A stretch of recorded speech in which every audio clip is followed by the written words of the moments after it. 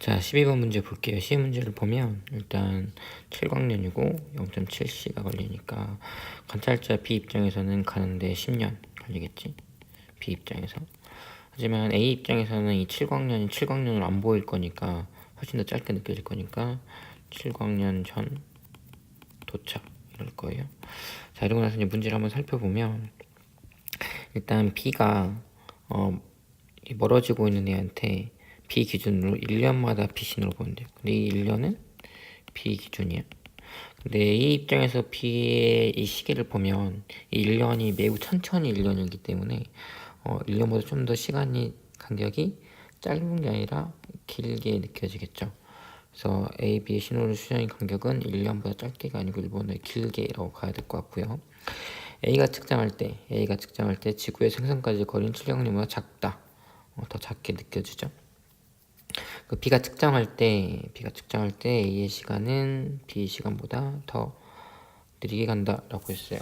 항상 움직이는 애가 더 느리게 가기 때문에 B가 측정할 때 A가 B보다 느리게 간다. 이것도 맞는 말. 이렇게 생각하면 남는 건 니은 디귿 이렇게 되겠네요. 자, 13번 문제입니다. 문제를 보면 지금 공기에서 시작한 빛이 쭉쭉 내려올 때마다 계속 안쪽으로 꺾이는 거 봐서 공기보다 A가 더 느리고요. B는 더 느리고요. C는 더 느리다고 말할 수 있겠지. 현재 이런 상황이에요. 그래서 지금 이렇게 두 개를 인계각했고 이제 이렇게 두 개 인계각 있는데 지금 AB랑 AC랑 두 개 비교하면 AC가 더 속도 차가 크니까 이쪽이 더 인계각이 작다라고 생각할 수 있겠죠. 그래서 세타2랑 세타1이랑 보면 인계각 입장에서 세타1이 더 크다 이렇게 생각할 수 있고요. 그러면 여기를 알파1 여기를 알파2 해볼게. 현재 여기가 세타2 여기가 세타1이니까 지금 둘이에서 90도 나와야 돼요. 그러면 이 관계가 있으니까 어떤 관계가 있을 거냐면 알파2랑 알파1이랑 비교해보면 알파2가 더 커야 되는 상황이네. 자, 그런데 지금 알파2 i2가 커야 알파2가 크고요. i1이 커야 알파1도 커야 되는 상황이에요. 그래서 똑같이 i2가 i1보다 크다. 다시 말하면 입사각은 누가 더 크냐면 두 번째 이 경우가 더 크다라고 말할 수 있겠네요. 지우개가 되니 이렇게. 그래서 굴절률 C가 A보다 크다. 굴절률 N은 어떻게 정의가 됐냐면 속도에 비해서 빛의 속도랑 매질의 속도를 이렇게 비교하는 거라고 했었죠. 그래서 N이 크면 그만큼 속도는 작아진다라고 생각하시면 돼요. 그래서 C가 A보다 속도가 작으니까 C가 A보다 크다. 이거는 맞는 말이 되겠네요. 세타1이 세타2가 더 크다? 틀린 말이고요. i1이 더 크다? 이것도 틀린 말. 그래서 맞는 건 기억 하나가 되겠네요. 자, 14번 문제 한번 해봅시다. 꽤 많이 어려웠던 문제인데요. 일단 보시면 여기서 받는 힘이 F1, 여기서 받는 힘이 F2, 여기서 받는 힘이 F3라고 했어요. 일단 F2에서 제일 커야 된다고 했으니까 여기 플러스가 각각 있을 때 F2에서 받는 힘이 제일 크다고 했어. 그러면은 지금 X 입장에서 A는 이쪽 방향으로 힘주고 있고요. B는 어디 방향으로 힘줄지 아직 모르는 상황이고 A 입장에서는 A가 F2 뒤에 있을 때는 이렇게 힘주고 있을 거고 얘도 이렇게 힘주고 있겠네요. 근데 이제 F2가 제일 크려면 B가 가하는 힘이 여기서 서로 더해줘야만 제일 힘이 센 방향이 되겠죠. 다시 말하면 이렇게 힘줘야겠지. 그래서 B가 플러스다 생각하는 게 제일 좋을 것 같고요. 그리고 F3랑 F1을 비교해 봤을 때 다시 말하면 이거랑 이거를 비교해 봤을 때 F3가 더 크다고 했어. 근데 지금 문제가 어떻게 되냐면 똑같이 플러스 있고 마이너스 플러스가 있는데 지금 이렇게도 뒤떨어져 있고 이렇게도 뒤떨어져 있고 지금 상황이 정확히 똑같은 상황이거든. 이게 마이너스고 플러스고. 그러면 얘가 받는 힘하고 다시 말하면 4D에서 받는 힘이랑 마이너스 D에서 받는 힘을 비교해보면 A랑 B의 전하량이 똑같으면 정확히 같아야 되는데 지금 F3가 좀 더 힘이 크다고 했으니까 B가 더 전하량이 크겠다라고 말할 수 있어요. 다시 말하면 기억에서 B가 A보다 크다. 이거는 일단 계산 없이 일단 이렇게 생각할 수 있을 것 같고요.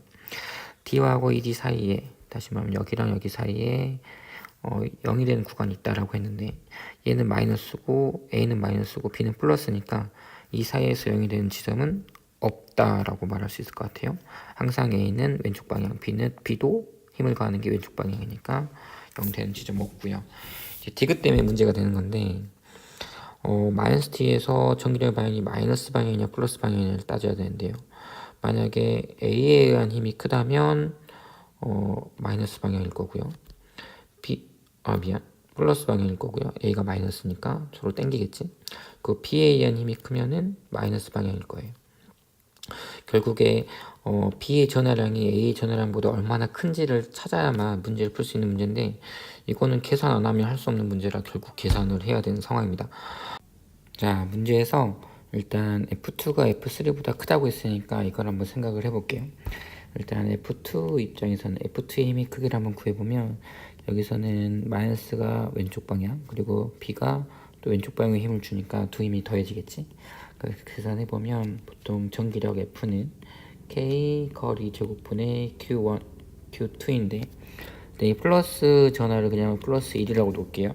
자, 그러면 F2는 어떻게 될 거냐면 일단 K 그리고 A에 의한 게 D 제곱분의 Q 제로 왼쪽 방향 그리고 B에서도 왼쪽 방향이니까 K 4D 제곱분의 거리가 2D니까 Q 이렇게 힘을 받겠죠. 그 F3는 B에서는 오른쪽으로 힘 받고 A에서는 왼쪽으로 힘 받을 거니까 B가 더 가까이 있고 더 세서 결국에 둘이 차를 빼줘야겠지. 그래서 일단 B에 의한 거 K D 제곱분의 Q 빼기 K 거리가 16D 제곱이죠. 4D니까 그리고 Q 제로 이런 힘을 받을 거예요. 근데 F2가 F3보다 크다고 했으니까 결국 K D 제곱분의 Q 제로 플러스 K 4D 제곱분의 Q가 K D 제곱분의 Q 빼기 K 이게 뭐였지? 16D 제곱분의 Q 제로 이렇게 되겠네. 그래서 이거를 이제 부등식만 한번 풀어보면 K 4D 제곱분의 3Q가 16D 제곱분의 17Q 제로 이렇게 나오네요. 그러면 약분을 쓰는 약분하고 나머지 거 해보면 Q가 12분의 17Q 제로보다 작아야 되는 상황. 다시 말하면 2배보다는 안 되고 처음보다 크지만 Q 제로보다 크지만 2배가 안 되는 상황이에요. 그래서 얘 크기가 저 정도 된다, 이 정도 된다라고 생각을 하고 계산해 보면 마이너스 t에서 여기서의 전기력을 물어봤는데 이 P가 다시 말하면 EQ가 안 돼요. EQ 제로가 이거보다 작은 값이야. 근데 지금 거리를 보면 얘에 의한 힘이 하나, 둘, 셋, 넷, 4D니까 결국 D에 의한 힘과 4D 떨어진 EQ에 의한 힘은 여기 떨어진 Q의 힘이 훨씬 더 크겠죠. 그래서 결국 이 힘을 생각을 해보면 마이너스니까 이쪽으로 당기는 방향이다 라고 생각할 수 있습니다. 그래서 마이너스 방향이 아니고 플러스 X 방향이다. 그래서 이게 틀린 말이 되겠네요. 맞는 건 기억 하나 이렇게 되겠어요. 보통 전기력 문제에서 이렇게 계산이 좀 복잡한 문제가 나오는 경우가 거의 없는데 14번 문제 치고는 굉장히 어려운 문제였던 것 같습니다. 19번 문제 볼게요. 일단 이건 문제를 좀 잘 봐야 되는데 문제에서 처음에 정지해 있었다고 했고 그리고 A, B의 질량은 같다라고 했어요. 그러면 얘도 M 이렇게 놓을게요. 현재 이 상태에서 정지해 있다고 했으니까 지금 일단 중력가격도 크게 없어서 여기 이렇게 힘을 이 G만큼의 중력을 받는다면 지금 얘가 수평을 이루려면 얘도 중력에 의해서 이쪽 방향 힘이 이 G여야만 정지해 있겠죠. 이 상태에서 P가 끊어졌어. 여기 시간을 T0라고 할게요. 그럼 P가 끊어지면 이게 끊어진 거니까 A가 이렇게 움직이겠네. 그러면 이때 작용하는 알자임은 총 알자임은 2G의 알자임이 있을 거고요. 이거에 의해서 A랑 C가 움직이니까 M 더하기 2kg이 T0분의 3이라는 가속도로 움직입니다. 이번에 그리고 나중에 P가 끊어지면 이게 끊어지면 이제 이렇게 움직이겠죠. 그럼 그때도 알자임은 2G 그리고 이거에 의해서 M과 두 개의 M이 T0분의 2의 가속도로 움직이겠지. 2, 3. 그래서 한번 둘이 같다라고 놓고 계산해보면 결국 T0분의 2의 M은 T0분의 3 M 플러스 2 이렇게 되겠네요. 그래서 약분해보면 4M이 3M 플러스 6 m이 6이니까 결국 6kg 이렇게 나옵니다. 이 문제를 보면 B의 온도가 일정하게 유지라고 했어요. 그럼 B 입장에서는 등온 상황이고요. 일단 A한테 열을 공급했으니까 A는 점점 온도가 올라갈 수도 있을 거고, 그리고 뜨거워지면 점점 속도가 빨라지니까 압력이 세지겠지? 그러면 이 막대가 이쪽으로 밀릴 거예요. 그럼 B 입장에서는 등온인데 일단 부피는 감소해야 되는 상황이지. 그러면 한번 생각을 해보면 PV 그래프 한번 생각해 볼게요. 그러면 이제 그래프가 이 등온선인데 뭐 온도 이렇게 두 개를 생각해 보면 B 입장에서는 온도는 일정해야 되고 부피가 좀 감소하니까 이렇게 올라가는 상황이 되겠죠. 그래서 이제 이런 상황이 될 거고요. 그래서 이렇게 변했을 거고, A 입장에서는 Q를 받아서 이를 밀어야 되니까 점점 압력이 더 세지는 상황이고요. 그러니까 압력도 점점 커질 거고, 압력은 B의 압력과 똑같겠죠. 그래서 압력이 점점 커질 거고, 그리고 부피도 늘어나고요. 밀었으니까 부피가 좀 증가했으니까. 그리고 이렇게 되려면은 온도도 증가해야 되는 상황이겠죠. 그래서 한번 이거 생각해 보면 A는 여기서 시작했다가 압력도 커지고 부피도 커져야 되니까 이렇게 커져야 되니까 이제 이런 상황이지. 정확히 말하면 압력이 같아야 되니까 뭐 이쪽까지 올라가겠네요. 이렇게. 그럼 T0일 때 내부 에너지는 A가 B보다 크다. 내부 에너지가 곧 온도니까 A 온도가 B보다 크다. 맞는 말이네요. T0일 때 부피는 B가 A보다 크다.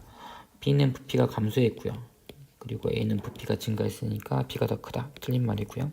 A가 온도가 높아지는 동안 그리고 B의 열은 방출한다. B 같은 경우에는 이렇게 온도 변화가 일어났으니까, 온도 변화가 아니고 부피 변화가 일어났으니까 이만큼 열을 방출해야 되는 거죠. 지금 이게 1이 음수니까 Q는 온도 변화, 내부 에너지 변화 더하기 한 일인데 지금 얘는 0이고요. 얘가 음수. 그래서 결국 Q가 이만큼 열을 방출했다. 이렇게 생각할 수 있습니다. 그래서 비닐 방출했다. 맞는 말. 그래서 맞는 거는 기억과 D가 되겠어요.